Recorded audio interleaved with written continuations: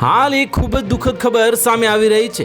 IPL 2025માં આરસીબીના champion બનતા બેંગલુરુના એમ ચિન્નાસ્વામી સ્ટેડિયમમાં જીતની ઉજવણીનું આયોજન કરાયું હતું, જેને લઈને સ્ટેડિયમની નજીક મોટી સંખ્યામાં લોકો ઉમટી પડ્યા હતા અને લોકોનું ટોળું એકસાથે ઉમટી પડતા જે અફરાતફરી મચી જવા પામી હતી અને આરસીબીની ટીમ અમદાવાદથી બેંગલુરુ પહોંચી હતી, જ્યાં વિધાનસૌધામાં જે મુખ્યમંત્રીએ આરસીબીની ટીમ અને સ્ટાફને શુભેચ્છા પાઠવી હતી। ત્યારબાદ આરસીબીની ટીમ ચિન્નાસ્વામી સ્ટેડિયમ પહોંચી હતી અને જ્યાં લાખોની સંખ્યામાં લોકો સ્ટેડિયમ અને સ્ટેડિયમની બહાર ઉમટી પડ્યા હતા।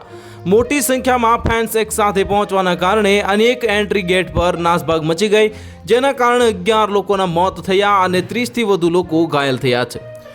આ ઘટનાને લઈને બીસીસીઆઈ, વડાપ્રધાન નરેન્દ્ર મોદી અને કર્ણાટકના મુખ્યમંત્રી સિદ્ધારામૈયા, રાહુલ ગાંધી અને મલ્લિકાર્જુન ખડગે સહિતના નેતાઓએ દુઃખ વ્યક્ત કર્યું છે અને કર્ણાટકના મુખ્યમંત્રી સિદ્ધારામૈયાએ મૃતકોના પરિવારજનોને 10-10 લાખ રૂપિયાની જે સહાય જાહેર કરી છે।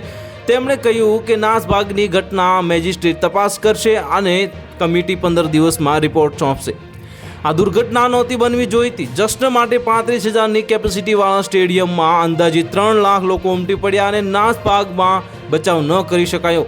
બેંગલુરુમાં થયેલી નાસભાગ પર વડાપ્રધાન નરેન્દ્ર મોદીએ દુઃખ વ્યક્ત કર્યું છે। તેમણે કહ્યું કે બેંગલુરુમાં બનેલી દુર્ઘટના ખૂબ જ દુઃખદ છે।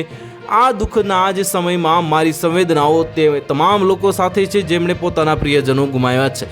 તો હાલ માટે આટલું। જો મળીશું નવી અપડેટ સાથે। જો તમને અમારા વિડીયો પસંદ આવતા હોય તો વિડીયોને લાઇક કરી દેજો, ચેનલને સબસ્ક્રાઇબ કરી બાજુમાં આવેલા બેલ આઇકનને દબાવી દો, જેથી તમને આવા સમાચારની અપડેટ મળતી રહે।